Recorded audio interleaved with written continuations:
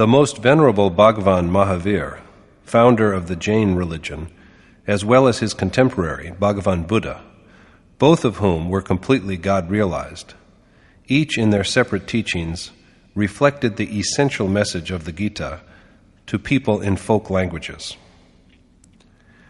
The soul alone is the truth, and self-realization may be attained with total restraining of the mind and senses.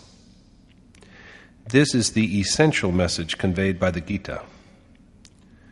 When Lord Buddha stated that the same essence alone is universal and eternal, he reinforced this essential teaching of the Gita.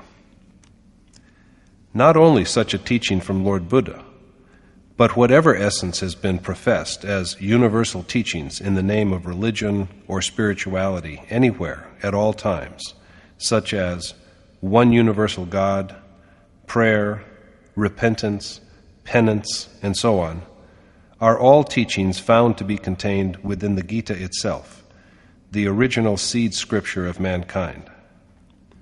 Here then, in Yatharth Gita, these same lessons, coming straight from the spoken words of Swami Sri Adgarananda, are being presented to the world at large in the form of audio cassettes, so that the whole human race can benefit from this universal wisdom.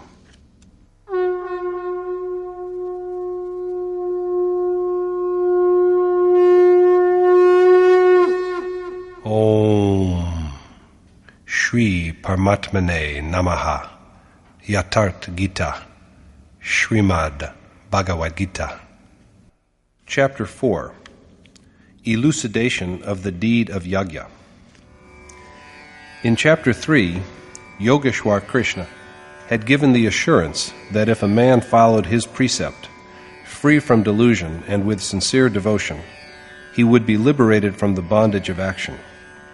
Yoga, both of knowledge and action, has the power to effect liberation from this servitude.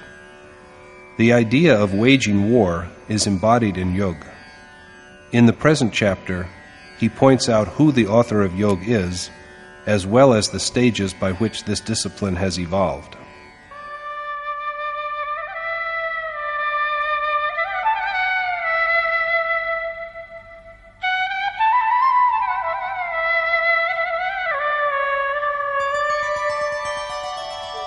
Imam vivasvate yogam proktavanahamauvyayam vivasvan manave praha manurikshvakave bravit. The Lord said, "It was I who taught the eternal yoga to the sun, Vivaswat, who then taught it to Manu, who taught it to Ikshwaku."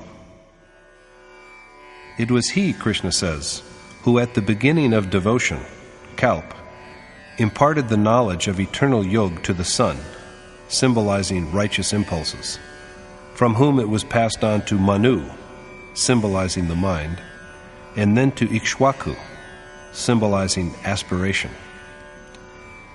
Krishna, as we have seen, was a yogi.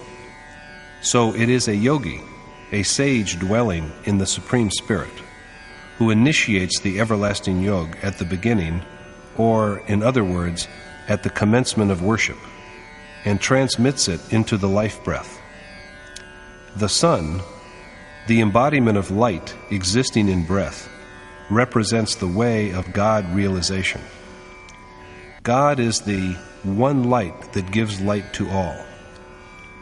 Yoga is everlasting.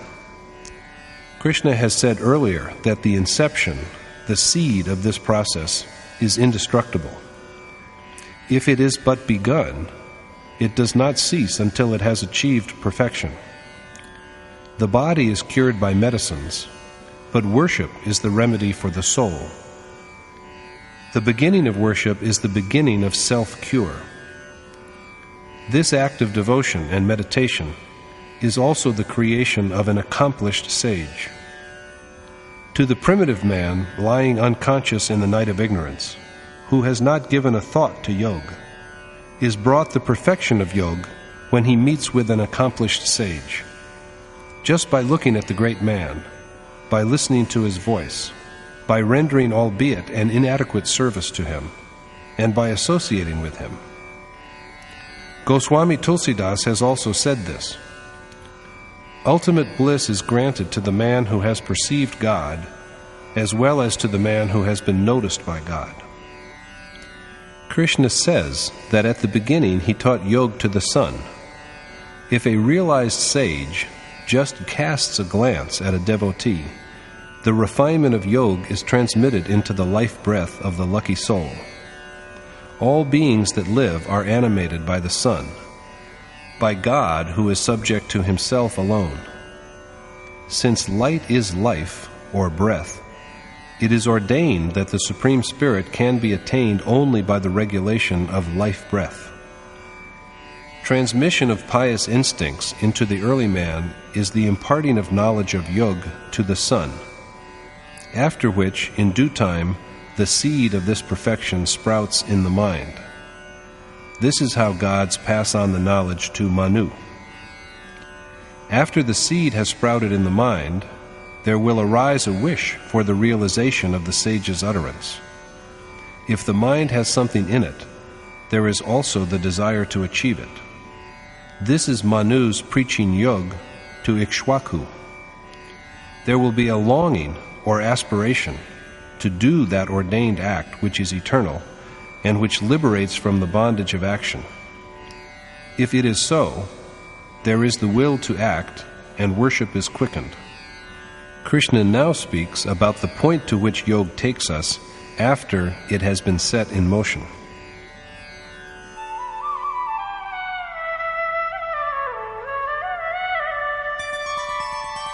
Evam parampara praptam imam rajarshayo viduhu sakale neha mahata yogo nashtah parantapa. Derived from tradition, this yoga was known to sages of the royal stage, Rajarshi. But at this point, O destroyer of foes, it declined and was almost extinct. This yoga, transmitted by an accomplished saint into the breath of the primitive, barbaric man, and thereafter flowing from breath into the mind, thence to longing or aspiration, and from that to active practice, thus developing by gradual stages, reaches the royal stage and is then revealed to the seeker. Extraordinary powers are generated in worshippers who have reached this level. At this critical stage, yoga almost ceases to be in this world or body. So the problem is how to carry it beyond this dividing line. It seems that every seeker is destroyed after reaching this stage. But according to Krishna, it is not so. One who has taken refuge in him as a loved devotee and dear friend is spared.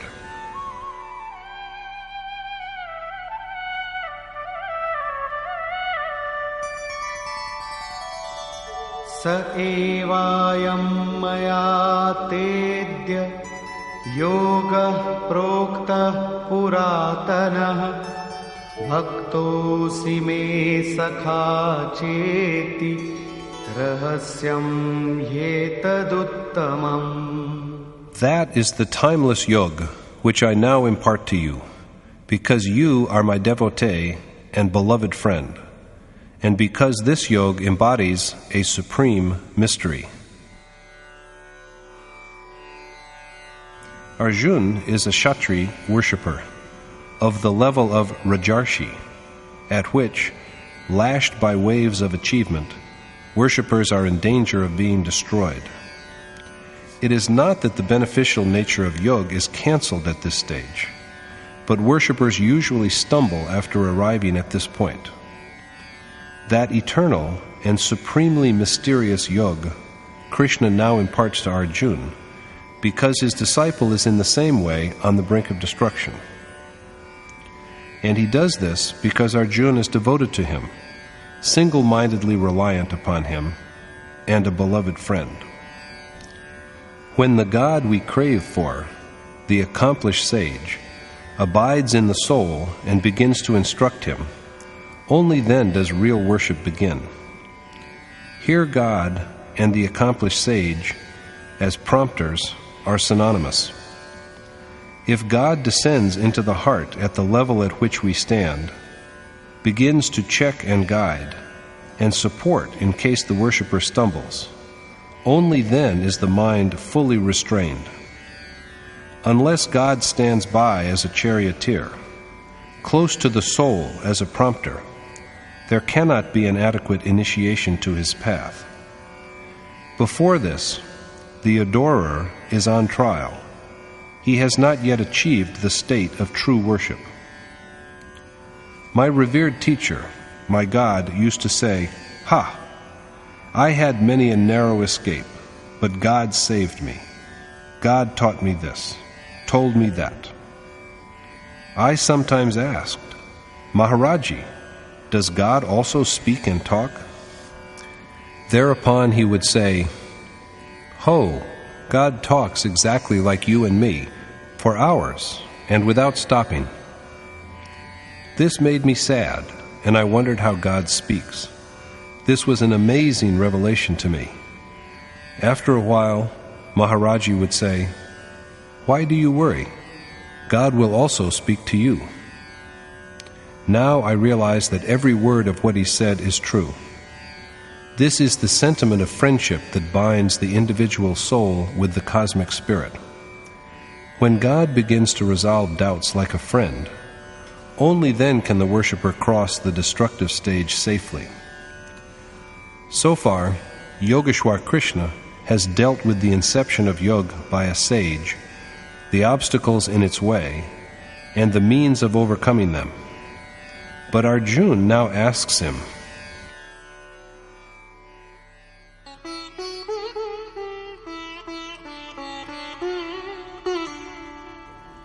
Aparam bhavato janma param janma vivasvatah kathame tadvijaniyam tvamado proktavaniti. Arjuna said, "Since Vivaswat, craving for God, was born in the distant antiquity, and your birth is only recent, how am I to believe that you had taught yoga to him?" Krishna has had a recent birth, in remembered time, whereas the breath of knowledge he claims to have transmitted to the sun, Vivaswat, belongs to the dark backyard and abyss of time, as is said. So how is Arjuna to believe that Krishna is the one who had enunciated yoga at the beginning? Krishna resolves the doubt thus.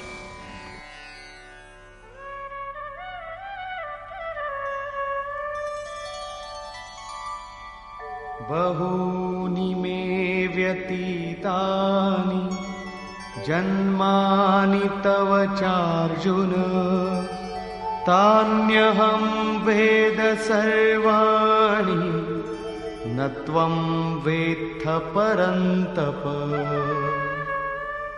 The Lord said, "O Arjuna, you and I have passed through innumerable births, but, O vanquisher of foes, whereas you do not have memory of your previous births, I do." Krishna and Arjuna have had numerous births, but the latter does not remember them. The worshipper does not know, but he who has beheld his self knows it, and one who has realized the unmanifest knows it. According to Krishna, his birth is unlike that of others. Attainment of the self is distinct from attainment of a body. Krishna's manifestation cannot be seen with physical eyes. He is birthless, hidden, and eternal, and yet he is born with a human body. Therefore, they who preach that death of the physical body brings liberation offer but a false consolation. A soul realizes the ultimate essence while he is yet in his assumed human body. If there is even the slightest flaw, he has to undergo another birth. Till now, Arjuna has thought Krishna to be a mortal like him. That is why he speaks of his recent birth. Is Krishna like other bodies?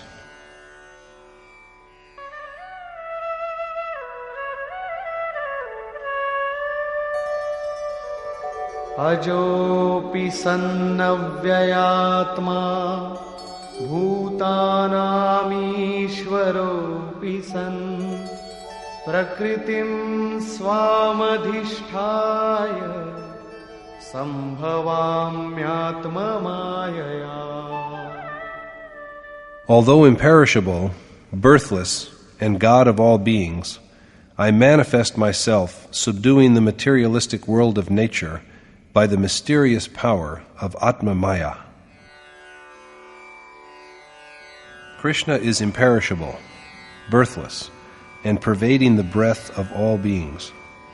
But he is manifested when he restrains materialistic attachments by Atma Maya. One kind of Maya is the moral ignorance that makes one accept the reality of the material world, and which is the cause of rebirth in low and inferior forms. The other Maya is that which Krishna calls Yogmaya, of which we are unaware. This is the Maya of self that provides access to the soul and leads to awareness of the Supreme Spirit. It is by the operation of this Yogmaya that Krishna subdues his three-propertied nature and manifests himself. People usually say that they will have a vision of God when he manifests himself through an incarnation. According to Krishna, however, there is no such incarnation as may be seen by others. God is not born in a corporal form. It is only by gradual stages that he controls his three-propertied nature by the exercise of Yogmaya and manifests himself. But what are the circumstances of such manifestation? Yada yada hi dharmasya glanirбhavati bharata abhyutthanam adharmasya tadatmanam srijamyaham. Whenever, O Bharat, righteousness, dharma, declines and unrighteousness is rampant, I manifest myself. Krishna tells the devout Arjuna that when hearts fall into inertia in regard to the Supreme Spirit, the most sublime Dharma, and when the pious are unable to see how to cross safely to the other bank, he begins to shape his form in order to manifest himself. Such a feeling of weariness had come to Manu. Goswami Tulsidas has written of his grief-laden heart because his life had passed without contemplation of God. When despairing tears flow from the eyes of loving worshippers because of their overpowering feeling of helplessness at their inability to steer across unrighteousness, God begins to mold his form into a manifest shape. But that also implies that God manifests himself to only loving worshippers and only for their well-being. God's incarnation comes about only within the heart of a blessed worshipper. But what does the manifest God do? Paritranaya sadhunam vinashaya cha dushkritam dharma sansthapanarthaya sambhavami yuge yuge. I manifest myself from age to defend the pious, destroy the wicked, and strengthen Dharma. God manifests himself as a savior of saintly men. He, the adored, is the one God after attaining whom there is nothing else to contemplate. Krishna assumes a manifest form from age to age to destroy impediments that obstruct the smooth flow of righteous impulses, such as wisdom, renunciation, and restraint, as also to annihilate the demoniacal forces of passion, anger, attachment, and repugnance, and to reinforce dharma. The word age, as used by Krishna here, does not refer to historical ages like the Golden Age, Satyug, or the Iron Age, Kali Yuga. It rather alludes to the stages of rise and fall, of the waxing and waning of dharma, through which human nature has to pass. These are stages of dharma, and the human heart has to progress through them. Goswami Tulsidas has written about it in the Ramayana, chapter 7, verse 10. The stages of dharma undergo variation in every heart at all times, not because of ignorance, but because of the operation of the divine power of Maya. This is what has been named Atma Maya in the 6th verse of the chapter. Inspired by God, this knowledge is the one which makes the heart a veritable dwelling of God. But how can one know through which stage one is passing at the moment? When virtue and moral goodness, sattva, alone are active in the heart, when passion and ignorance have subsided, when all fears are stilled, when there is no feeling of repulsion, when there is the necessary strength to rest firmly on the signals that are received from the desired goal, when the mind is overflowing with happiness, then alone is one enabled to enter into the Golden Age. On the other hand, when the forces of darkness, tamas, combined with passion and moral blindness, rajas, are sweeping through, when there are animosities and conflicts all around, the worshipper is passing through the Iron Age, Kali Yuga. When there is predominance of ignorance and abundance of lethargy, slumber and procrastination, that is the stage of the Kali Yuga of Dharma. The man passing through this stage does not do his duty, even though he knows it. He knows what he is forbidden to do, and yet he does it. These stages of Dharma, of its ascent and descent, are determined by innate properties.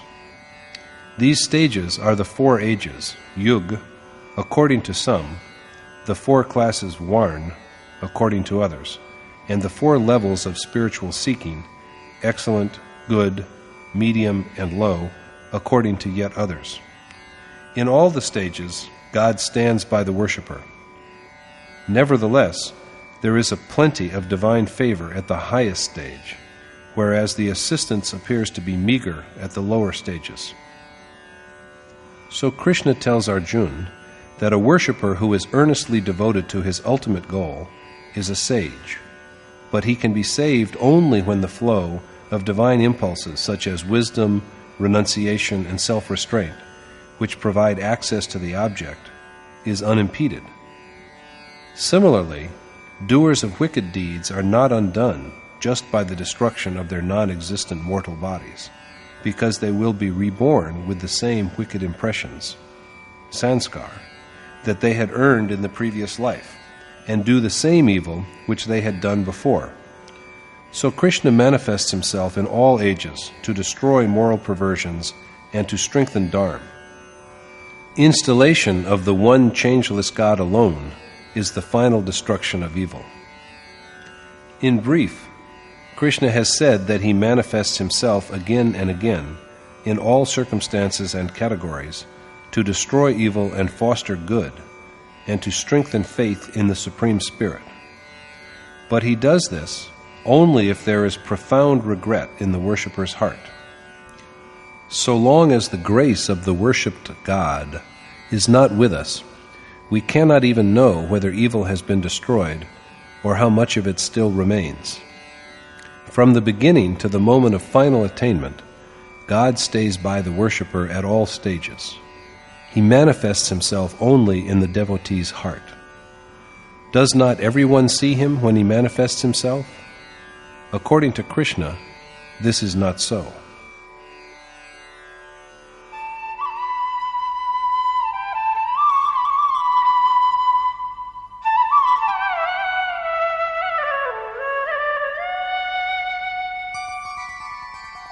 जन्म कर्म च मे दिव्यम् एवं यो वेत्ति तत्त्वतः त्यक्त्वा देहं पुनर्जन्म नैति मामेति सोऽर्जुन. He who has perceived the essence of my radiant incarnations and works, O Arjun, is never born again after discarding his body, but dwells in me. God's incarnation, his gradual manifestation through profound remorse, and his works, eradication of hindrances which generate evil, provision of the essentials of self-realization, and reinstatement of dharma, are not like the birth and deeds of mortals. Perceived only as abstractions, God's incarnation and operations cannot be seen with physical eyes. He cannot be measured by mind and wisdom. God, so inscrutable and mysterious, is perceptible only to him who has known the reality. Only he can view God's incarnation and works, and once he has made this direct perception, he is not born again, but dwells in Krishna. When seers alone can see God's incarnation and works, why do we have these crowds of hundreds of thousands of men awaiting the birth of God so that they can see him? Are we all seers? There are many who masquerade as sages, mainly by dressing as holy men, and who claim that they are incarnations, and whose agents resort to publicity to prove it. The credulous rush like sheep to have a view of these so-called God-men, but Krishna affirms that only men of perfection can see God. Now, who is this man we call a seer?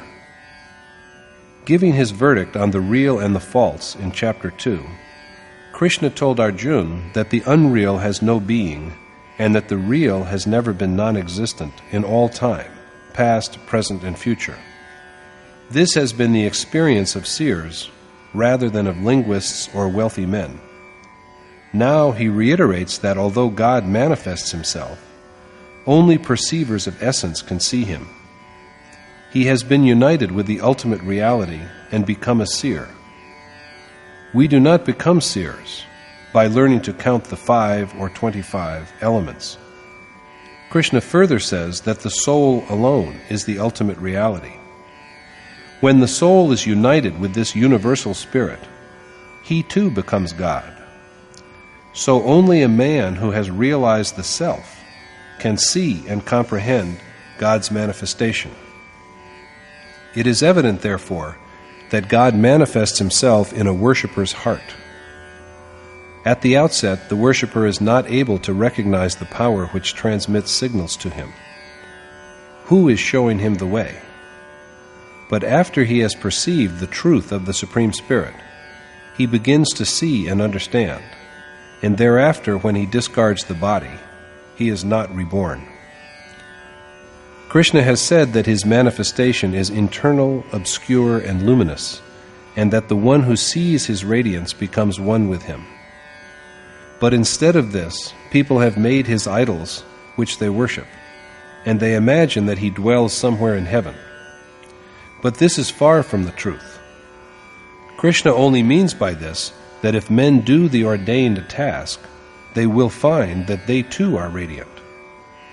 What others have the potential to be, Krishna already is. He represents the possibilities of mankind, their future. The day we achieve perfection within ourselves, we will also be what Krishna is. We will be identical with him. Incarnation is never external. If a heart is brimming with love and adoration, there is a possibility of its experiencing the divine incarnation.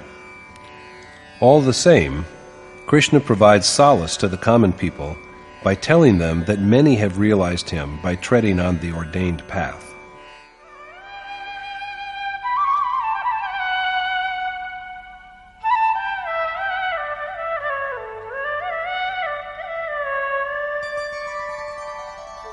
वीतराग भय क्रोधा मन्मया मामुपाश्रिताः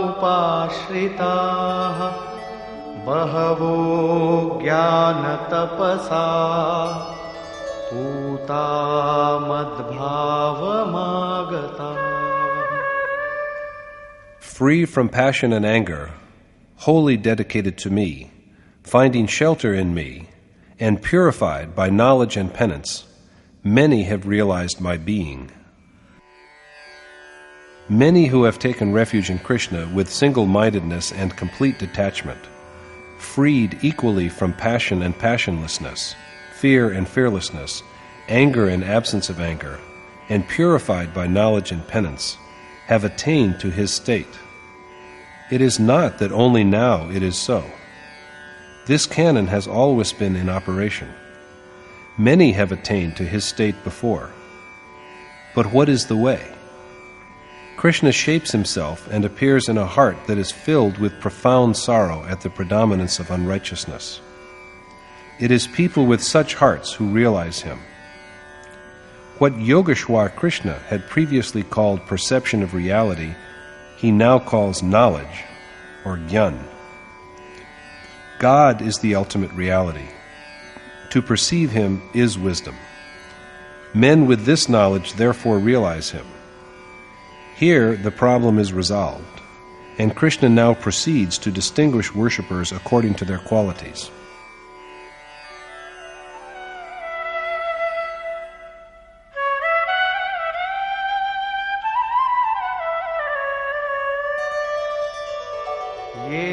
यथा मां प्रपद्यन्ते तांस्तथैव भजाम्यहम् मम वर्त्मानुवर्तन्ते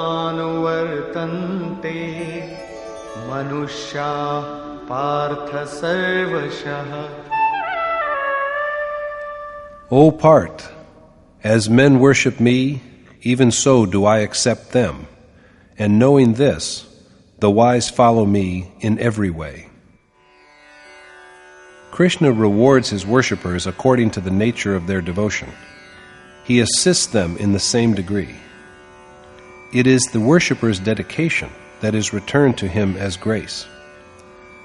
Knowing this secret, the righteous conduct themselves with single-mindedness according to the way laid down by him. They who are dear to him act according to his way. They do what he ordains them to do. God shows his favor by standing with the worshipper as a charioteer.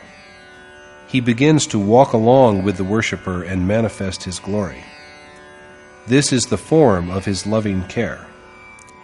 He stands up for the destruction of forces that generate wickedness and to protect righteous impulses that provide access to reality. Unless the worshipped God acts as the earnest charioteer who alerts at every step, despite his dedication and closing his eyes in meditation and all other endeavors, the worshipper cannot cope with the adversities of the material world successfully. How is he to know how much distance he has covered and how much more remains to be covered? The adored God stands inseparably with the self and guides him. That he is now at this point, that he should do this and walk like that. Thus, the gulf of nature is gradually bridged, and, guiding the soul ahead by gradual steps, God at last enables him to merge into him. Worship and adoration have to be performed by the devotee, but the distance on the path which is covered by the devotee is only by God's grace. Knowing this, men who are pervaded by divine sentiment through and through follow Krishna's precept.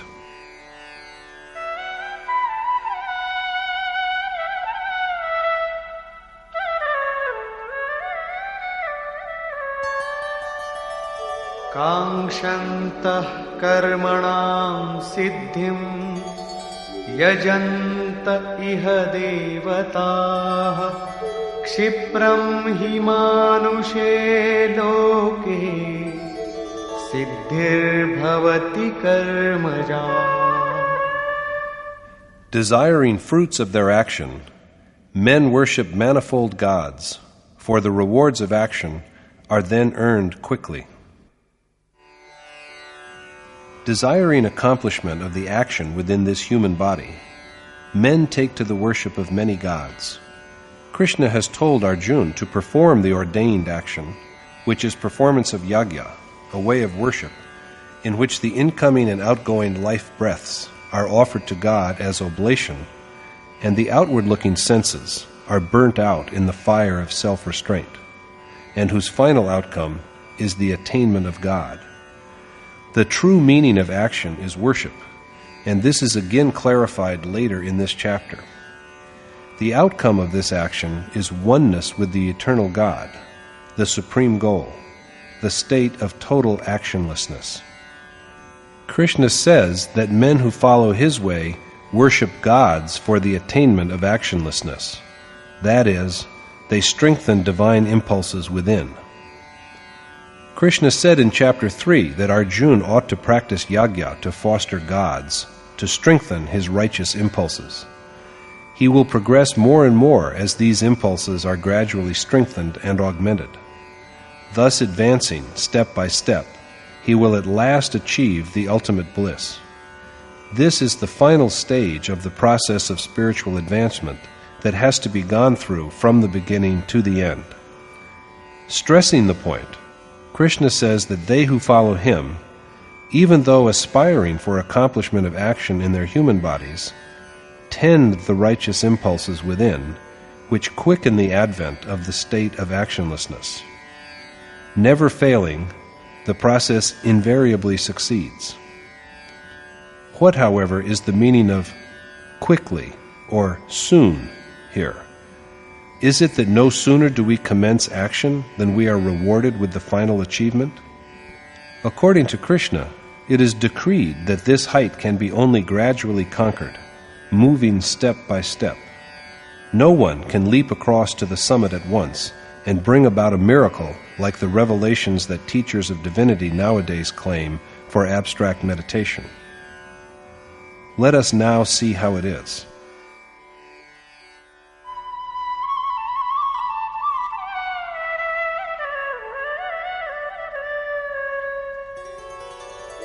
चातुर्वर्ण्यं मया सृष्टं गुणकर्मविभागशः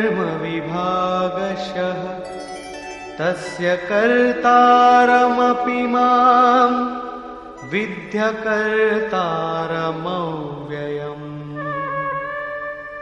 Although I have created the four classes, Varn, Brahman, Kshastri, Vaishya, and Shudra, according to innate properties and actions, know me, the immutable, as a non-doer. Krishna represents himself as the maker of the four classes. Does it mean that he has divided men into four rigid categories determined by birth? The truth is, rather, that he has divided actions into four classes on the basis of inherent properties. All the same, as he tells Arjuna, he, the imperishable God, is a non-agent and should be known as such. The innate property, gun, of a being or thing is a measure, a yardstick.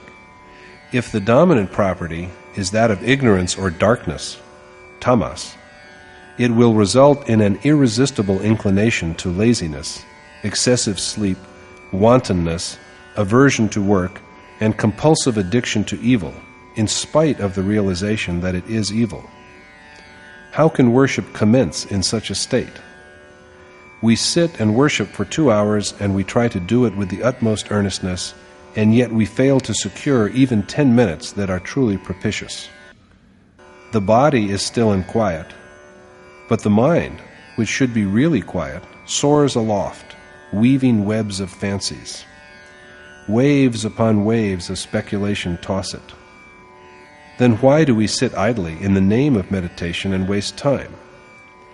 The only remedy at this stage is to dedicate ourselves to the service of wise men who dwell in the unmanifest and of those who have gone ahead of us on the path. This will subdue negative impressions and strengthen thoughts that are conducive to worship. Gradually, with the diminishing of forces of darkness and ignorance, there is the growing sway of the quality of rajas, and a partial awakening of the property of good and moral virtue, sattva, as well, because of which the worshipper's ability is elevated to the Vashya level. Then the same worshipper begins spontaneously to imbibe qualities such as control of the senses and to accumulate other virtuous impulses. Proceeding further on the path of action, he is endowed with the wealth of righteousness. The property of rajas now grows faint, and tamas is dormant. At this stage of development, the worshipper steps on to the Shastriya level.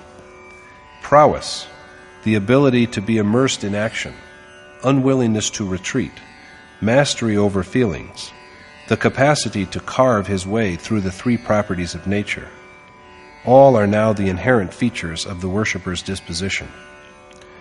With yet further refinement of action, sattva makes its approach, at which there is the evolution of virtues such as control of the mind and senses, concentration, innocence, contemplation, and abstract meditation, and faith, as well as the capacity to hear the voice of God, all qualities that provide access to Him. With the emergence of these qualities, the worshipper comes to belong to the Brahmin class. This, however, is the lowest stage of worship at this level. When ultimately the worshipper is united with God, at that point, the highest point, he is neither a Brahmin, nor a Shastriya, nor a Vashya, nor a Shudra. So worship of God is the only action, the ordained action, and it is this one action that is divided into 4 stages according to the motivating properties. The division was made, as we have seen, by a saint, by a Yogeshwar. A sage dwelling in the unmanifest was the maker of this division. Yet Krishna tells Arjuna to regard him, the indestructible and maker of Varn, as a non-doer. How can it be so?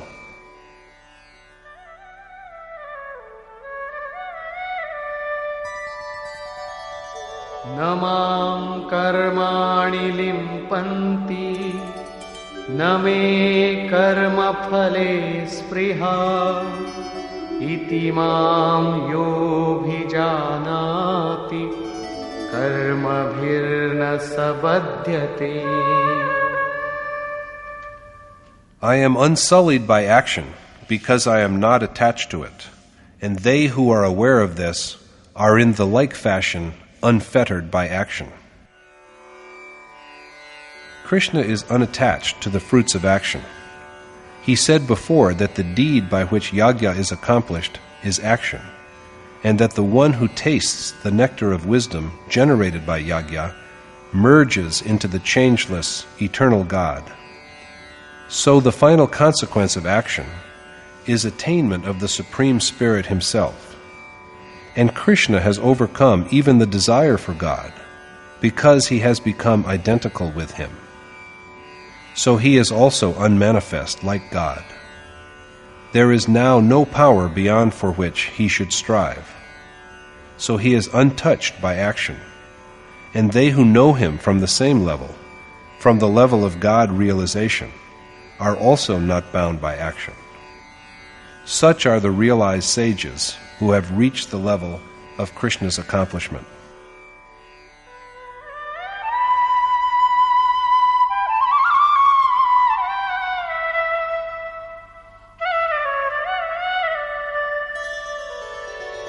Evam gyatva kritam karma purvairapi mumukshubhi kuru karmaiva tasmat tvam purvaihi purvataram kritam. Since it is with this wisdom that men aiming at salvation from worldly existence have also performed action in earlier times, you too should follow the example of your predecessors. In the past, too, men desiring salvation had acted with the same realization, that the patterns of action are severed when, as the final outcome of his action, the doer is one with God, and when he is liberated from desire even for him. Krishna belongs to this state, so he is untainted by action, and if we have what he has, we too will be freed from the bonds of action.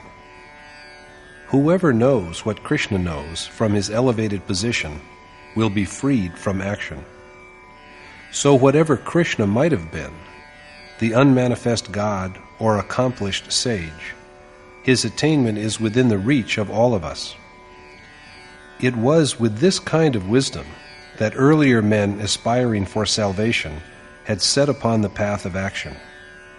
It is for this reason that Arjuna is told to do what his predecessors have done.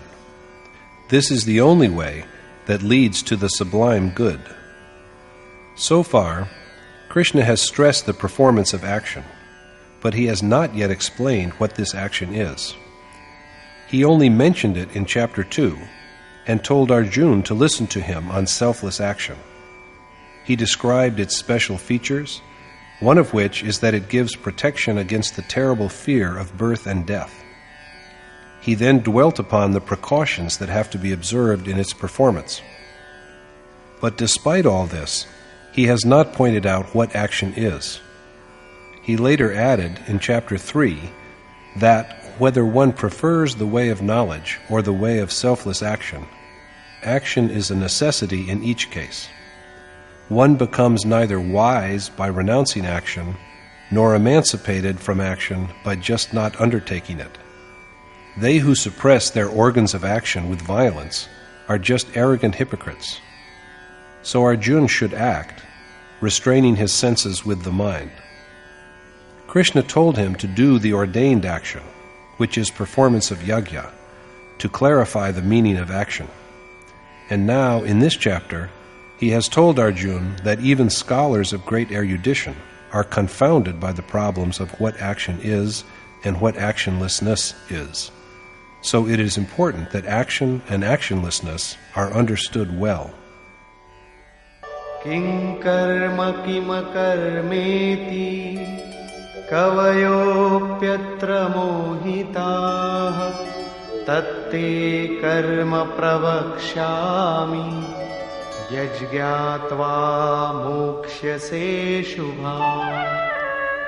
Even wise men are confused about the nature of action and actionlessness, and so I shall explain the meaning of action to you well, so that knowing it you may be emancipated from evil.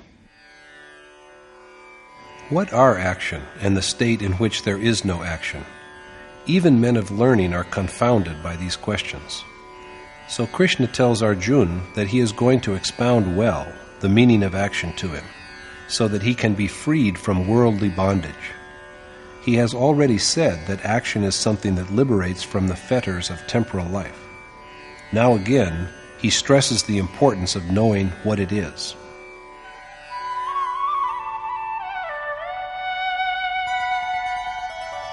Karmano hyapi bodhavyam bodhavyam cha vikarmanah akarmanascha bodhavyam gahana karmano gatihi.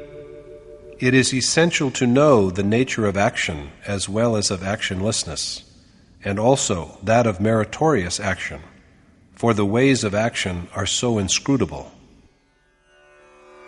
It is of the utmost importance to know what action is and what actionlessness is, as also the action which is free from all doubt and ignorance, and which is undertaken by men of wisdom who have renounced all worldly desire and attachment. This is imperative because the problem of action is a great riddle.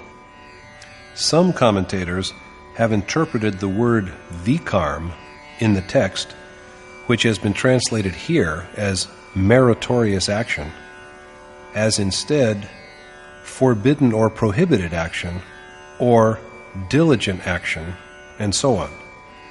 But the preposition vi, prefixed to the root karm, here denotes merit or excellence. The action of men who have attained to the ultimate bliss is free from all uncertainty and error. For sages who dwell and find contentment in the self, and love Him and the Supreme Spirit, there is neither any profit in accomplishing action, nor any loss in forsaking it, but yet they act for the good of those who are behind them. Such action is pure, and it is free from all doubt and ignorance. We have just seen meritorious action, so we are now left with action and actionlessness.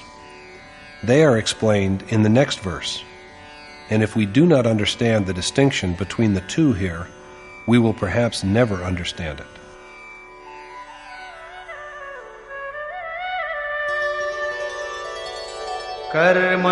कर्मण्यकर्मयः पश्येत् अकर्मणि च कर्म यः स बुद्धिमान् मनुष्येषु स युक्तः कृत्स्नकर्मकृत्. One who can perceive non-action in action and action in non-action is a wise man and an accomplished doer of perfect action. Action means worship, and the accomplished doer is one who sees non-action in action, that is, who contemplates God and yet believes simultaneously that rather than being the doer, he has only been prompted to action by his inherent properties. Only when this ability to see non-action has been mastered and the continuity of action is unbroken, should one believe that action is proceeding in the right direction. The man with this insight is a wise man, verily a yogi, endowed with the means by which the individual soul is united with the Supreme Spirit, and a doer of perfect action. There is not even the slightest error in his performance of action. But before we come to the next verse, let us recall briefly, for the sake of better understanding, what Krishna has said about action and yajna so far. What is usually done in the name of action, he has said, is not action. Action is a prescribed undertaking, the performance of yajna. Whatever else is done besides this is not action. According to Krishna, anything apart from this that is done is worldly bondage rather than action. From what Krishna has spoken about the nature of yajna, it is evident that it is a particular mode of worship which guides the devotee to the adored God and effects his dissolution in him. For the performance of this yajna, one has to subdue the senses, control the mind, and augment pious impulses. Concluding this part of the argument, Krishna said that many yogis depend upon serenity of breath during silent recitation of the deity's name by restraining the life winds, in which state there is neither internal volition nor coming into the mind of any desire from the external environment. In such a state of total restraint of the mind, when even the restrained mind itself is dissolved, the worshipper merges into the changeless, eternal God. This is yajna, the performance of which is action. Therefore, the true meaning of action is worship. It means divine adoration and practice of yoga. And this is what is treated at length later in the chapter under review. So far, only a distinction has been made between action and non-action, the awareness of which will guide the worshipper onto the right path and enable him to tread effectively on it.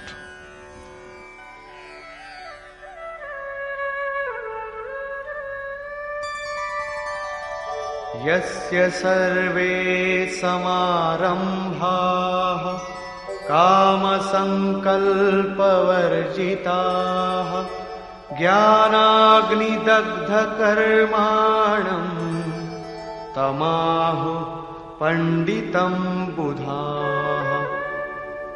Even the learned call that man a sage, all of whose actions are free from desire and will, both burnt to ashes by the fire of knowledge. It was said in the last verse that with the acquisition of the capacity of perceiving non-action in action, the man who is engaged in action grows into a doer of perfect action in which there is not even the slightest flaw. Now it is added that restraint of desire and will is a victory of the mind. So action is something that elevates the mind above desire and will. Krishna tells Arjuna that a well-commenced action gradually becomes so refined and sublimated that it takes the mind above will as well as above irresolution. And then, with the burning out of even the last desire which he does not know, but which he was previously eager to know, the worshipper is blessed with direct perception of God. Direct knowledge of God by following the path of action is called knowledge, or jnana, the sacred knowledge that enables the soul to be united with the Supreme Spirit. The fire of this direct perception of God annihilates action forever. What was sought has been achieved. There is nothing beyond it to quest for. Who is there beyond God to search for with further endeavor? So with the attainment of this wisdom, the need for action comes to an end. Rightly have sages called men with such wisdom pandit, men of profound erudition. Their learning is perfect. But what does such a saint do? How does he live? Krishna now illumines his way of life.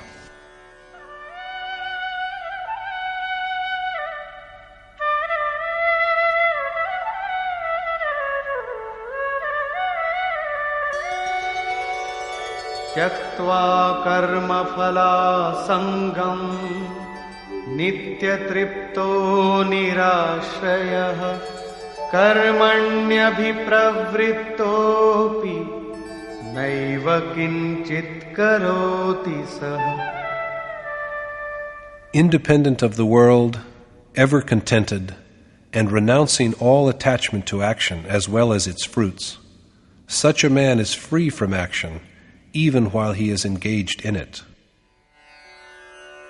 Declining to rest upon objects of the world, utterly contented with dwelling in the eternal God, and discarding not only desire for the fruits of action, but even attachment to God, because now he is not removed from him. This sage is a non-doer, even while he is diligently employed in the performance of action.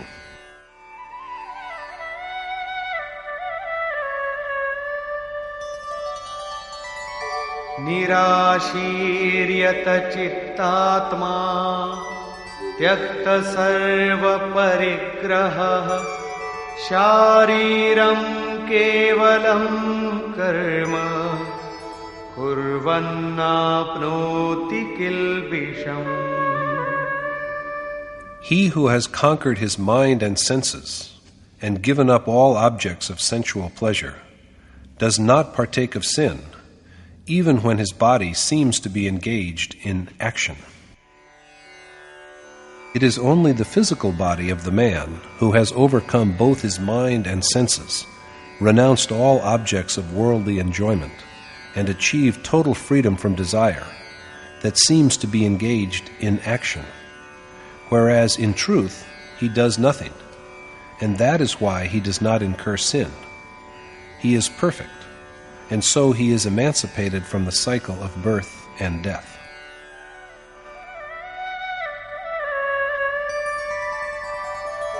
यदृच्छालाभसन्तुष्टो द्वन्द्वातीतो विमत्सरः समः सिद्धावसिद्धौ च कृत्वापि न निबध्यते.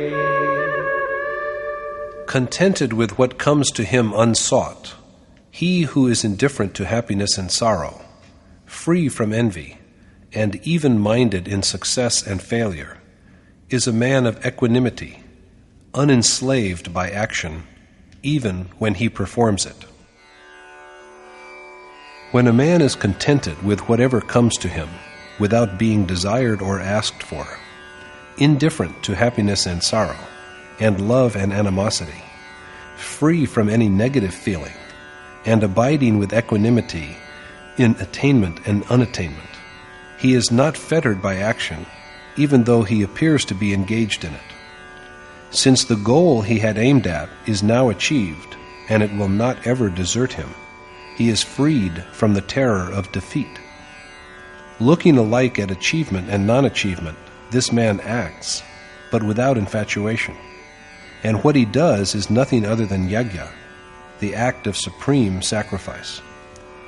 Reiterating the concept, Krishna adds,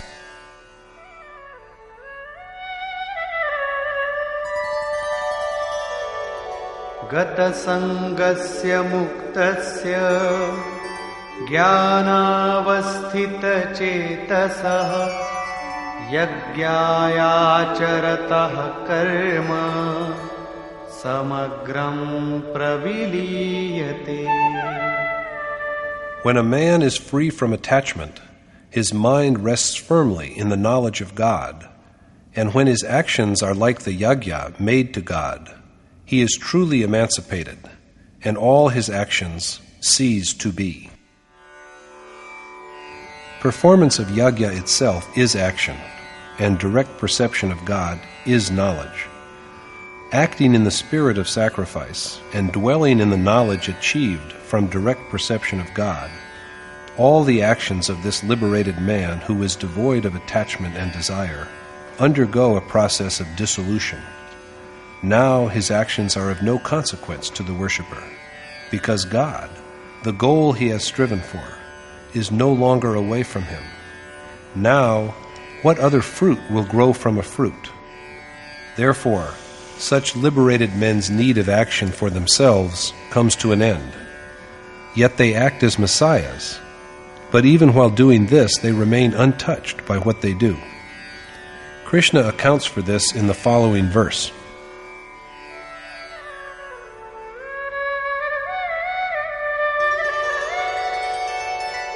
Brahmarpanam brahmahavihi brahmagno brahmanahutam brahmaiva tena gantavyam brahma karma samadhina.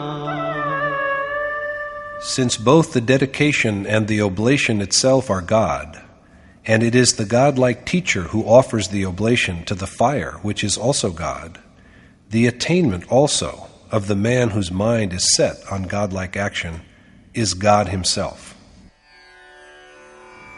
The emancipated man's yajna is God. What he offers as oblation is God, and the sacred fire to which the sacrifice is made is also God. That is to say, that what is offered by the godlike worshipper to the sacred fire that is an embodiment of God is also God himself. That which is worthy of being secured by the man whose actions have been dissolved and stilled by God's loving touch is also God. So this man does nothing. He only acts for the good of others. These are attributes of the realized sage who has reached the stage of final attainment. But what is the nature of yajna that is performed by worshippers who have just set out on the quest?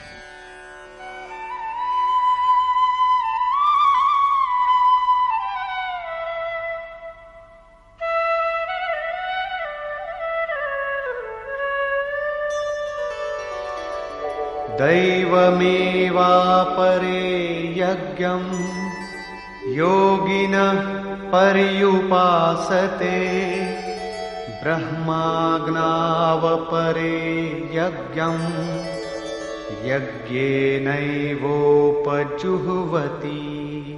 Some yogi perform yajna to foster divine impulses, whereas some other yogi offer the sacrifice of yajna to a seer who is the fire of God.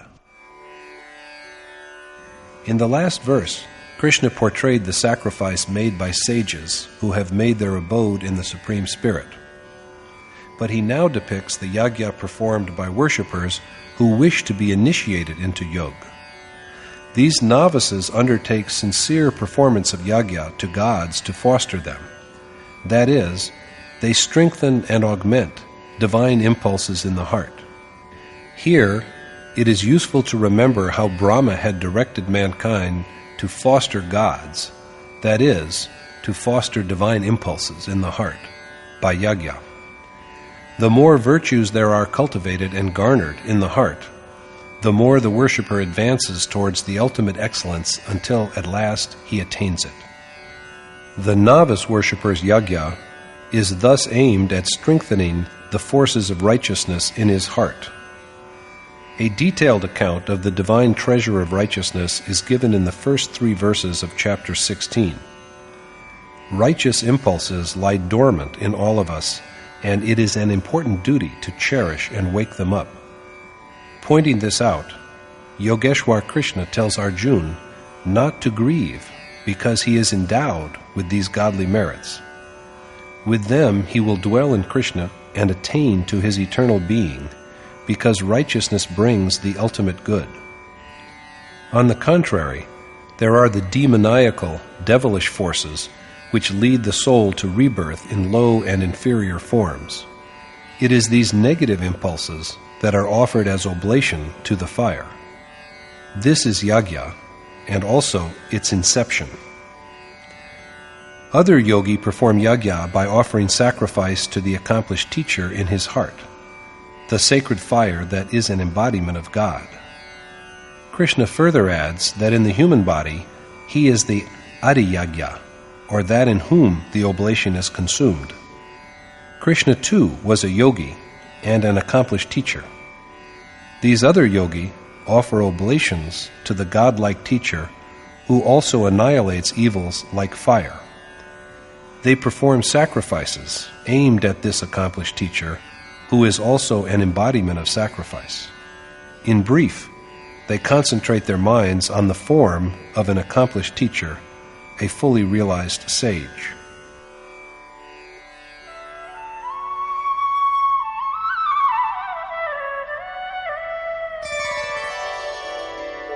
श्रोत्रादीनीन्द्रियाण्यन्ये संयमाग्निषु जुह्वति शब्दादीन् विषयानन्य इन्द्रियाग्निषु जुह्वति. While some offer their hearing and other senses as sacrifice to the fire of self-restraint, others offer speech and other sense objects to the fire of the senses. Yet other yogi offer all their senses of action, ear, eye, skin, tongue, and nose, to the fire of self-control. That is, they subdue their senses by withdrawing them from their objects. There is no real fire in this case. As everything cast into fire is reduced to ashes, even so, the fire of restraint destroys the outward-looking senses. There are then yogi who offer all their senses of perception, sound, touch, form, taste, and smell, to the fire of the senses. They sublimate their desires and thus turn them into effective means for achievement of the supreme goal. After all, the worshipper has to carry on his task in this world itself, assaulted all the while by good as well as evil utterances of people around him. No sooner than he hears words that arouse passion, however, he sublimates them into the feeling of renunciation, and thus burns them in the fire of the senses. It happened so once with Arjuna himself. He was engaged in contemplation when all of a sudden his ears were thrilled by lilting melody. When he looked up, he saw Urvashi, the heavenly courtesan, standing before him. All the other men were enthralled by her sensual charm, but Arjuna saw her with filial sentiment as mother. The voluptuous music thus grew faint in his mind and was buried in his senses. Here we have the fire of the senses. Just as objects put into fire are burnt out, sensual forms, sight, taste, smell, touch, and sound, are bereft of their power to distract the worshipper when they are transformed and shaped in accordance with the requirements of his goal. Having no longer any interest in sense perceptions, the worshipper does not now assimilate them. Words like other, apre, and anye, in the verses under discussion, represent different states of the same worshipper. They are the varying, high and low, states of mind of the same worshipper, rather than different forms of yajna.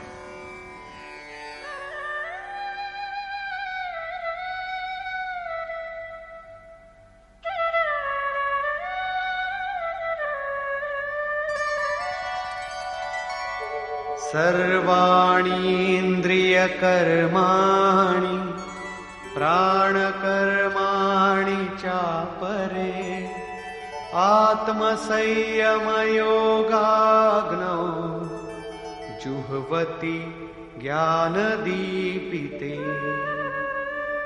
Yet other yogi offer the functions of their senses and operations of their life breaths to the fire of yoga, self-control, kindled by knowledge. In the yajna Krishna has so far spoken of, there are a gradual fostering of pious impulses, restraint of the working of the senses, and parrying off of sensual perceptions through a modification of their intent. In a still higher state than this, yogi offer as oblation the function of all senses and operations of life breaths to the fire of yoga that is lit up by knowledge of God. When this restraint is integrated with the self, and the operations of breath and the senses are stilled, the current which stimulates passions and the current which propels one towards God merge into the self. The outcome of yajna then emerges as God realization, the culmination of this spiritual exercise. When one dwells in the God who had to be realized, nothing else remains to be achieved. Yogeshwar Krishna again explains yajna.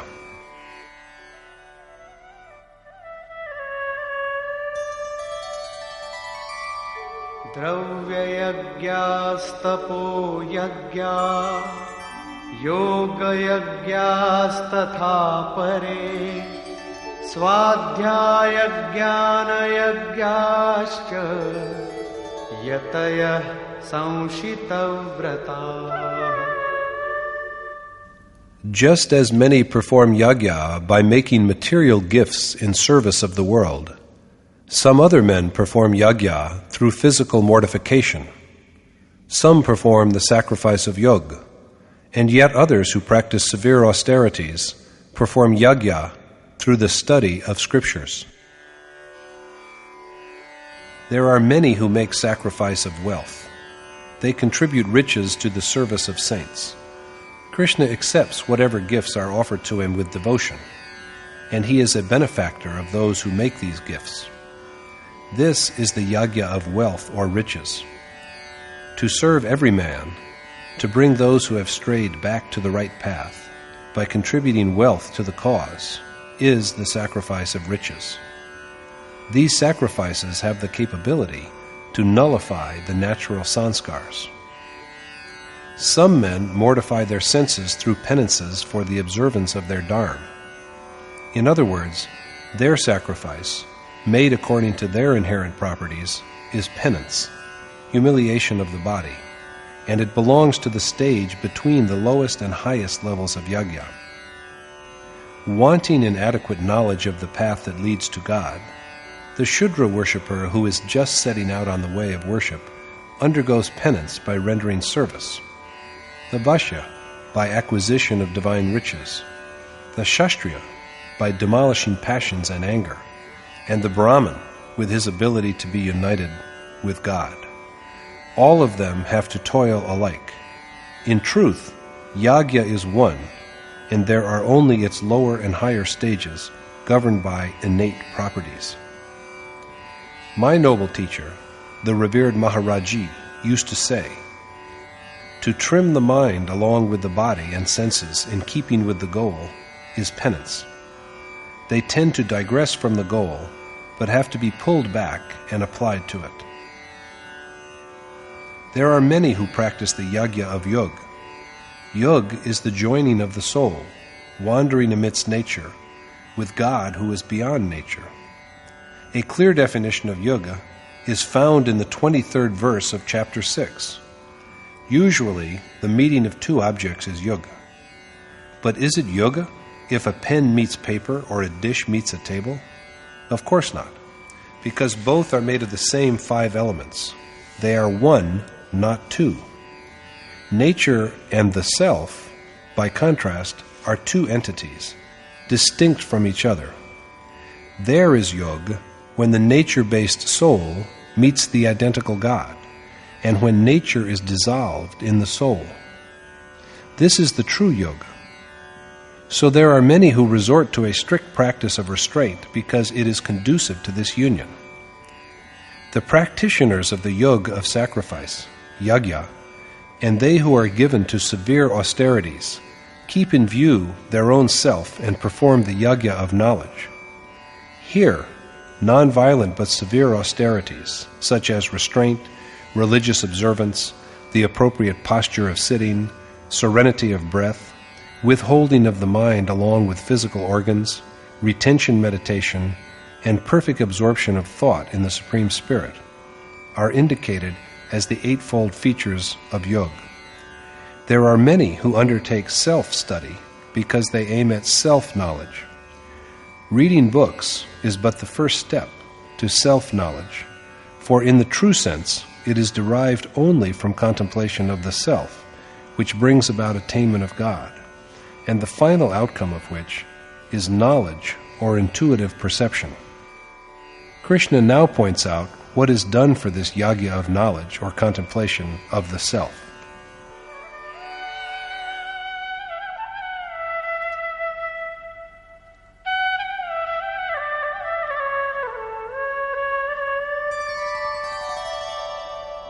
अपाने जुह्वति प्राणं प्राणे पानं तथा परे प्राणापानगतिरुद्ध्वा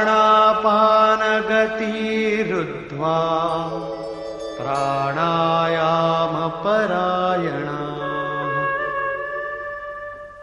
As some offer their exhalation to inhalation, others offer their inhaled breath to the exhaled breath, while yet others practice serenity of breath by regulating their incoming and outgoing breath. Meditators on the self sacrifice the vital air to apan, and similarly apan to pran. Going even higher than this, other yogi restrain all life winds and take refuge in the regulation of breath, pranayam. That which Krishna calls pran-apan, Mahatma Buddha has named anapan.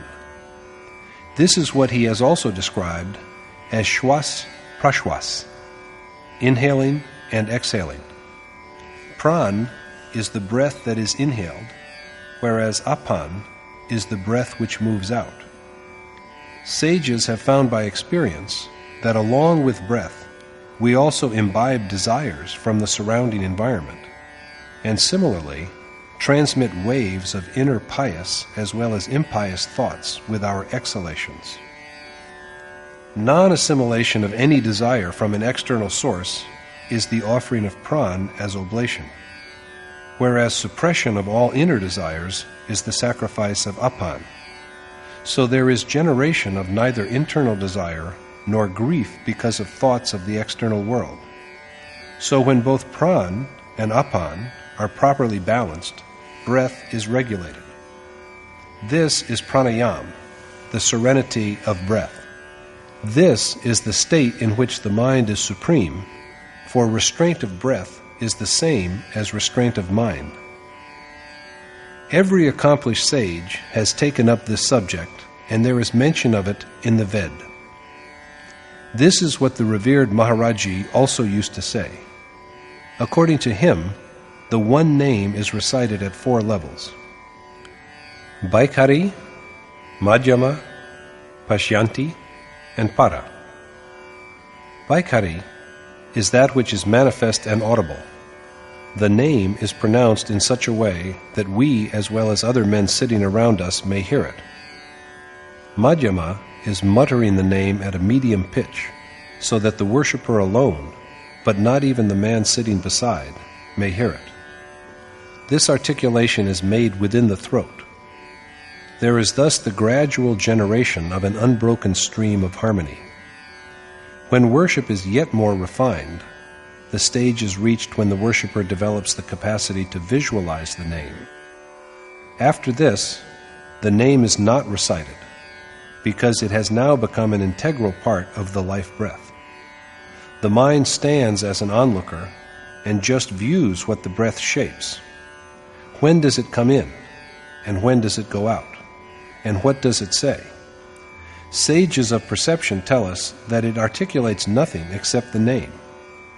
Now the worshipper does not recite the name. He just listens to the melody of the name arising from his breath. He just watches his breath, and that is why this stage of breath control is called Pashyanti. At the stage of Pashyanti, the mind is set up as a witness, an onlooker. But even this is not needed when there is yet further refinement. If the desired name is just imprinted on memory, its melody will be heard spontaneously. There is no need of recitation now, for the name rings in the mind by itself. The worshipper does not recite any longer, and neither does he have to compel the mind to hear the name, and yet the recitation goes on. This is the stage of ajapa, of the unrecited. It will be a mistake to think, however, that this stage is reached without commencing the process of recitation. If it has not been initiated, there will be nothing like ajapa. Ajapa means that recitation which does not desert us, even though we do not recite. If only memory of the name is firmly set up in the mind, recitation begins to flow through it like a perennial stream. This spontaneous recitation is named ajapa, and this is the recitation by transcendental articulation, parvani. It takes one to God, who is the essence beyond nature. There is no variation in speech after this, for after providing a view of God, it is dissolved in Him. This is why it is called para. The mind is linked with the breath. That is the state of victory of the mind when the eye is set on the breath, when the name is incorporated into the breath, and no desire of the external world can enter into the worshipper. With this, the final outcome of yajna emerges.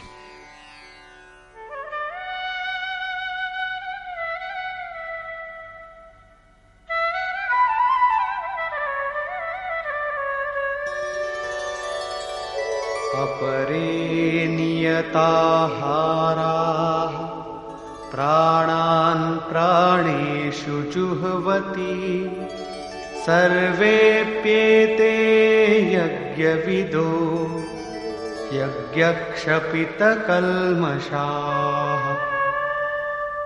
Yet others who subsist on strictly regulated breath and offer their breath to breath and life to life are all knowers of yajna, and the sins of all who have known yajna are destroyed. They who partake of restricted food offer as oblation their breath to breath, life to life.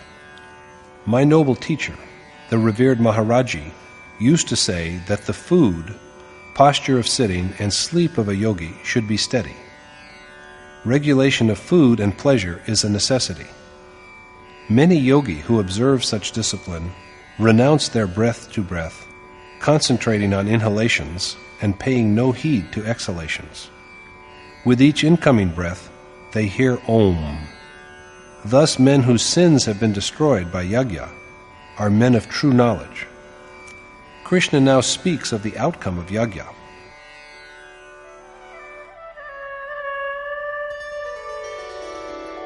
यज्ञशिष्टामृतभुजो यान्ति ब्रह्म सनातनम् नायं लोकोऽस्त्ययज्ञस्य कुतोऽन्यः कुरु सत्तमा. O Arjun, the best of Kuru, the yogi who have tasted the nectar flowing from yajna attain to the eternal Supreme God. But how can the next life of men, bereft of yagya, be happy, when even their life in this world is miserable? What yagya generates, what results from it, is nectar, the substance of immortality. A direct experience of this is wisdom. The one who feeds on it becomes one with the eternal God. So yagya is something which with its completion unites the worshipper with God. According to Krishna, how can the next world bring happiness to men bereft of yagya when even the mortal human birth is beyond their reach? It is their inevitable lot to be born in lower forms and nothing better than them. So the observance of yagya is a necessity.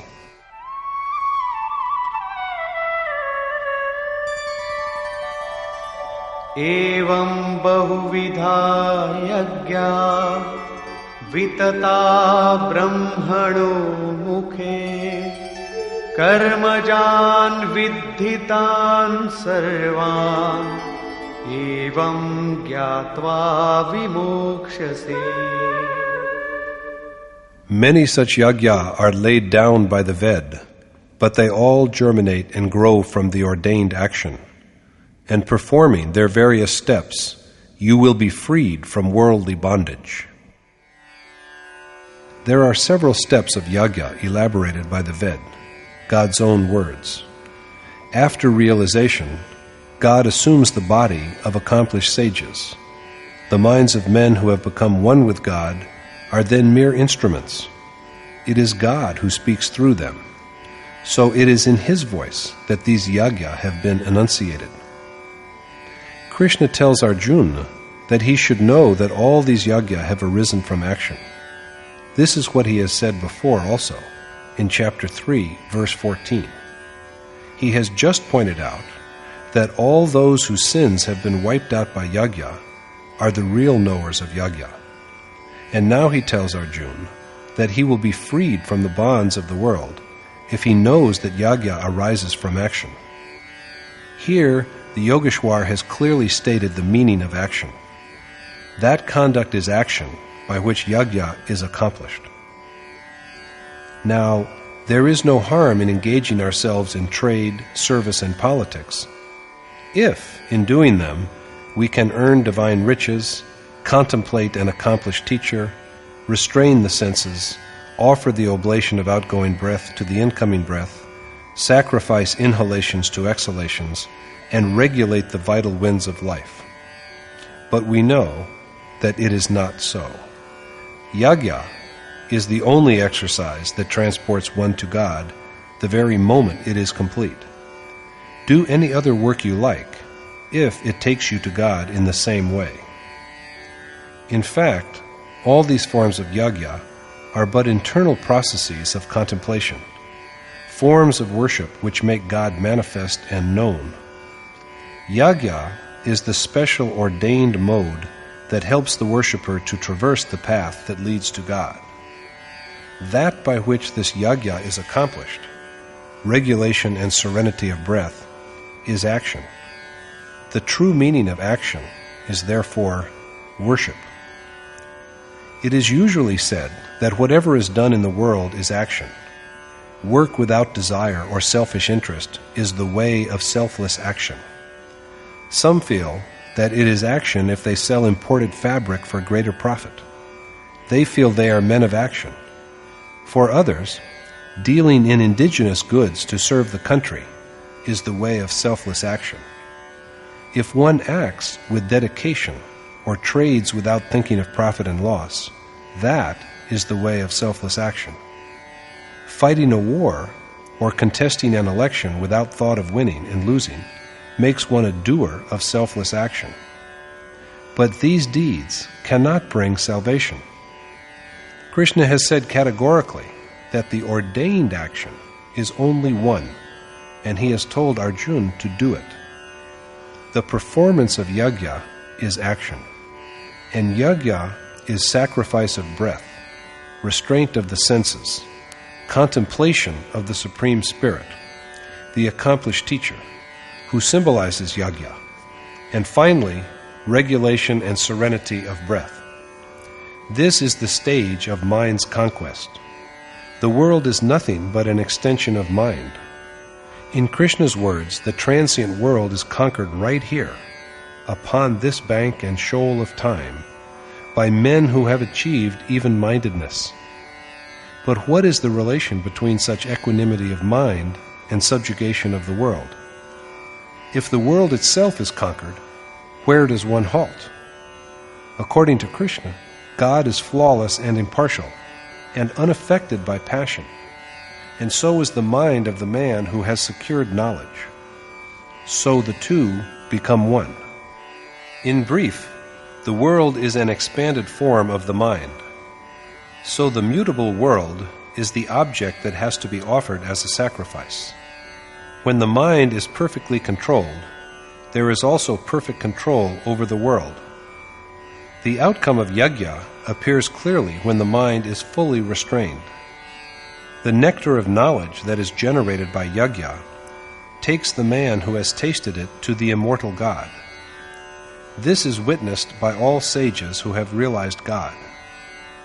It is not that worshippers of different schools perform yajna in different ways. The different forms cited in the Gita are only the higher and lower states of the same worship. That by which this yajna begins to be done is action. There is not a single verse in the entire Gita which defends or approves of worldly enterprise as a way to the realization of God. Usually, for the performance of yajna, people build an altar, light a fire on it, and, intoning swaha, cast barley grains and oil seeds into the sacred fire. Is this, we may ask, not yajna? Krishna has this to say about it.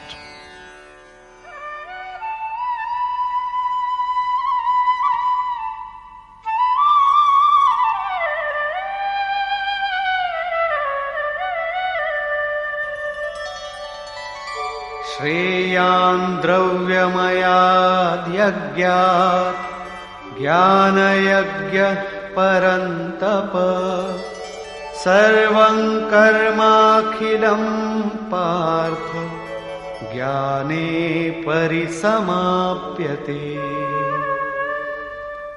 Sacrifice through wisdom is, O Parantap, in every way superior to sacrifices made with material objects. Because, O Part, all action ceases in knowledge, their culmination. The yajna of wisdom, made by means of austerity, continence, faith, and knowledge, which brings about a direct perception of God, is the most propitious. All actions are fully dissolved in this knowledge. Knowledge is thus the crowning point of yajna. Thenceforth, there is neither any profit in the doing of action, nor any loss in abstaining from it.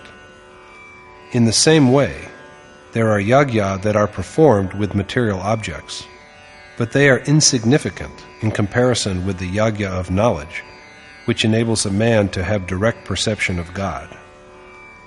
Even if we sacrifice millions, build hundreds of altars for the sacred fire, contribute money to good causes, and invest money in the service of sages and saints, this yajna is much inferior to the sacrifice of knowledge. Krishna has just told us that real yajna is restraint of the vital winds of life, subduing of the senses, and control of the mind. From where can we learn its mode? Krishna's pronouncement is that it can be had from only one source, namely, the sage who has known the reality. Tadviddhi pranipatena pariprashnena sevaya upadekshanti te jnanam jnaninas tattvadarshina. Obtain that knowledge from sages through reverence, inquiry, and innocent solicitation, and the sages who are aware of reality will initiate you into it. So Arjuna is advised to approach seers with reverence, self-surrender, and humility, to be instructed in true knowledge through devoted service and guileless curiosity. These seers will enlighten him on it. The ability to acquire this knowledge comes only with a wholly dedicated service. They are seers who enable us to have direct perception of God. They know the mode of yajna, and they will teach it to Arjuna. Had the war been external, what need was there of a seer? Is not Arjuna standing directly before the Lord? Then why does Krishna ask him to go to a seer? In truth, the meaning of Krishna, who was a yogi, indeed a yogeshwar, is that today the worshipper is with him, but he may be confused in the future when he is no longer present to guide him. Ah me, Arjuna will say, Krishna has gone, and I do not know to whom to turn now for guidance. That is why Krishna tells Arjuna categorically that he should approach seers who will instruct him in true knowledge. Yajñātvā na punarmoham evam yasyasi pandava yena bhutanyasheshena drakshasyatmanyatho mayi. Knowing which, O son of Pandu, you will never again be a prey like this to attachment, and equipped with this knowledge, you will see all beings within yourself and then within me. After acquiring this knowledge from sages, Arjuna will be rid of all attachment. Possessed of this knowledge, he will perceive all beings in his self. That is, he will see the extension of the same self everywhere, and only then can he become one with God. Thus, the means of attaining to that God is the sage who has perceived reality.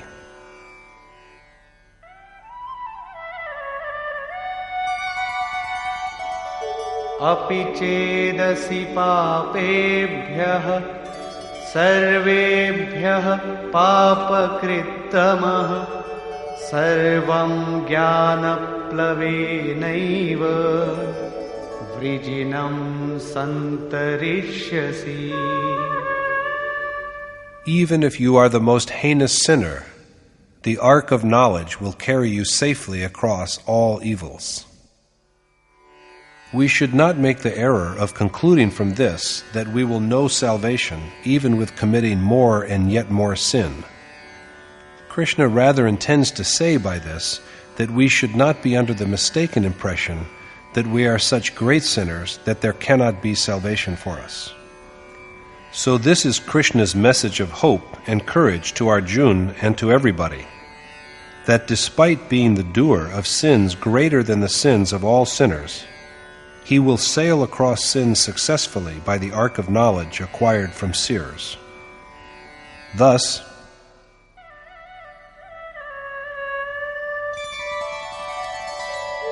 Yathaidhamsi samiddhogni bhasmasat kurute Arjuna jnanagni sarvakarmani bhasmasat kurute tatha. as blazing fire turns fuel to ashes, so verily, O Arjuna, the fire of knowledge reduces all action to ashes. Here we have a portrayal not of an introduction to knowledge through which one approaches yajna, but of the culmination of knowledge or perception of God, in which there is first the destruction of all unrighteous inclinations, and in which then even the act of meditation is dissolved. The one who had to be attained to has been attained. Now, who is there to look for by further meditation? The sage, with the wisdom that arises from perception of God, brings his actions to an end. But where does this perception of God occur? Is it an external or internal phenomenon?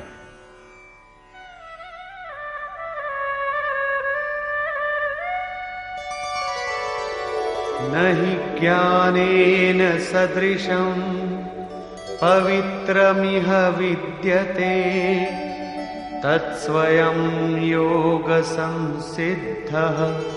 कालेनात्मनि विन्दति. Doubtlessly nothing in the world is more purifying than this knowledge, and your heart will realize it spontaneously when you have attained to perfection on the way of action. Nothing in this world purifies as this knowledge does, and this knowledge will be manifest to the doer alone, not to anyone else, when his practice of yoga has reached maturity, not at its inception, not in the middle, not externally, but within his heart, within his self. What is the required ability for this knowledge? In the words of the Yogeshwar,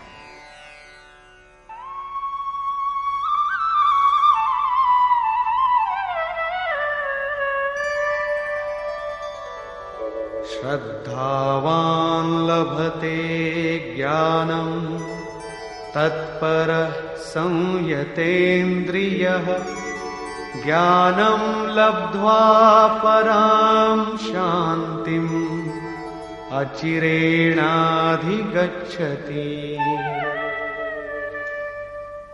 The worshipper of true faith, who has subdued his senses, attains to this knowledge, and at the very moment of attainment, he is rewarded with the benediction of supreme peace.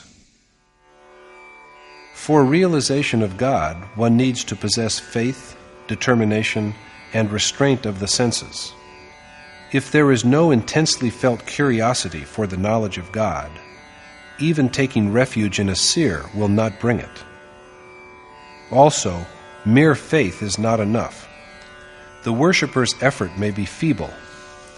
Therefore, the determination to proceed resolutely along the prescribed way is a necessity.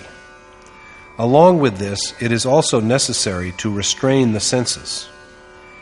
Realization of the Supreme God will not come easily to one who is not free from desire. So only a man who has faith, enthusiasm for action, and restraint of the senses can have this knowledge. And the very moment this knowledge dawns upon him, he is blessed with the ultimate peace, because after this, there is nothing more to strive for. After this, he will never know anything other than peace. But Agyascha shraddadhanascha संशयात्मा विनश्यति नायं लोकोऽस्ति न परो न सुखं संशयात्मनः. For a skeptic, bereft of faith and knowledge, who strays from the path of righteousness, there is happiness neither in this world nor in the next. He loses both the worlds. For the man who is ignorant of the way of yajna, for the doubting man who is devoid of faith and who strays from the path of good, there is no happiness, no next life in human form, and no God. So if there are any doubts in the worshipper, he should go to a seer and resolve them, or else he will never know the reality. So who is blessed with knowledge? Yoga sanyasta karmanam jnana sanchinna saushayam atmavantam na karmani nibadnanti dhananjaya. O Dhananjay, action cannot bind the man who relies on God and who has surrendered all his actions to Him by the practice of karma yoga, and all whose doubts have been put to rest by knowledge. Action cannot enslave the man whose deeds are dissolved in God by the practice of yoga, whose doubts have been resolved by perception, and who is united with God. Action will be brought to an end only by yoga. Only knowledge will destroy doubts. So Krishna finally says,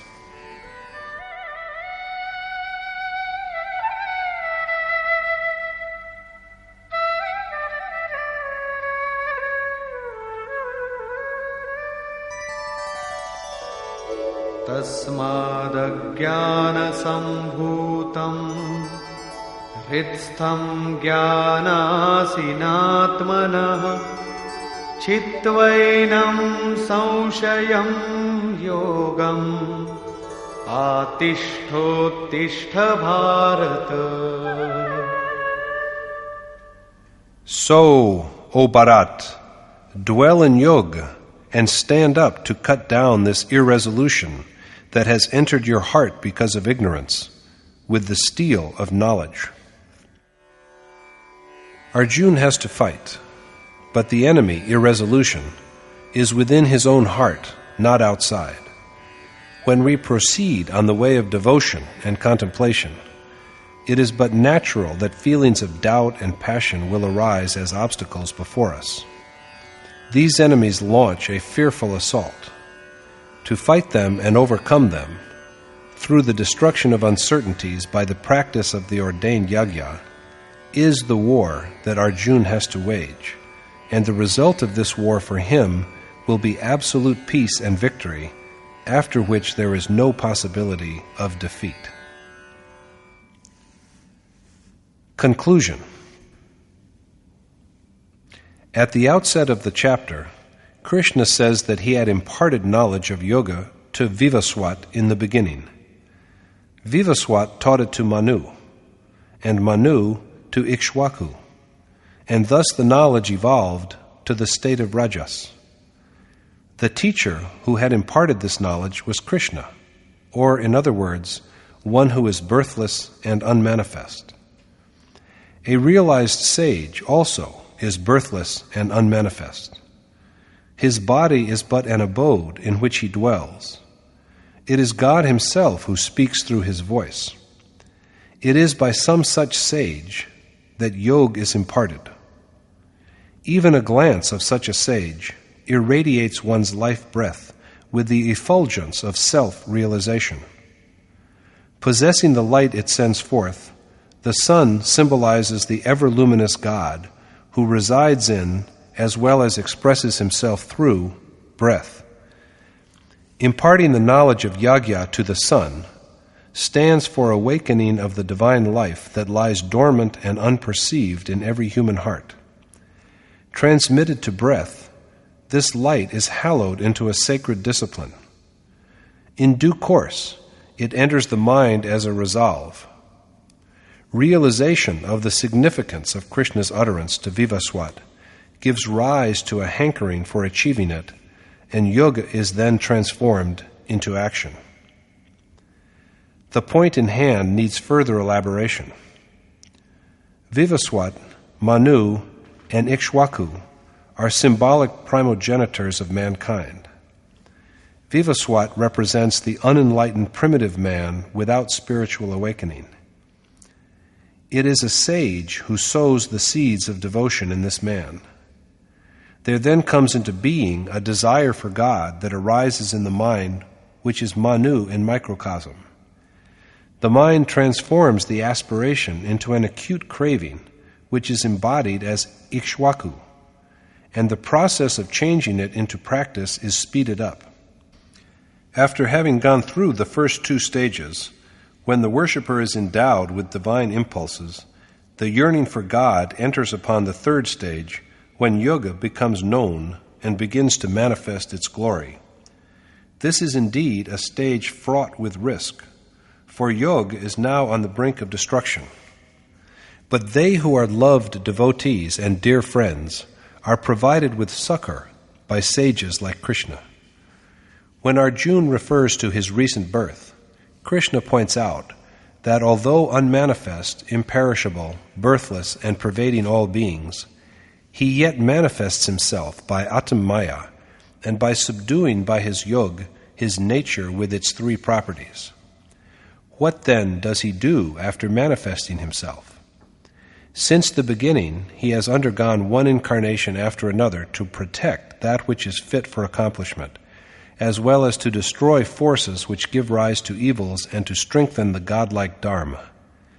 His birth and acts are of a metaphysical nature, and only a seer can perceive them. Krishna has further explained the mode of God's manifestation, of how it is an event that occurs within the heart of a devoted yogi, and certainly never externally. Krishna has said that action does not bind him, and just so, they who have attained to the same state are not bound by action. He has also said unambiguously that this knowledge he can acquire only by his own action, rather than through the conduct or action of others. Also, it will come to him when his yog is in an accomplished stage, rather than at the outset. Perception of knowledge will be within the sphere of the heart, not outside, and it comes only to those who are dedicated, determined, in control of their senses, and free from all doubt. So finally, Arjuna is advised to sever the irresolution in his heart with the sword of renunciation. Thus, war is within the heart. The war of the Gita is quite unconcerned with any external conflict. In this chapter, Krishna has thus mainly elaborated and explained the nature and form of yajna, and added that the deed of accomplishing it is action. Thus concludes the 4th chapter in the Upanishad of the Srimad Bhagavad Gita on the knowledge of the Supreme Spirit, the science of yoga, and the dialogue between Krishna and Arjuna, entitled Yajna Karma Spashtikaran, or Elucidation of the Deed of Yajna. Thus concludes Swami Adgaranand's exposition of the 4th chapter of the Srimad Bhagavad Gita in Yatharth Gita. Hari Om Tat Sat.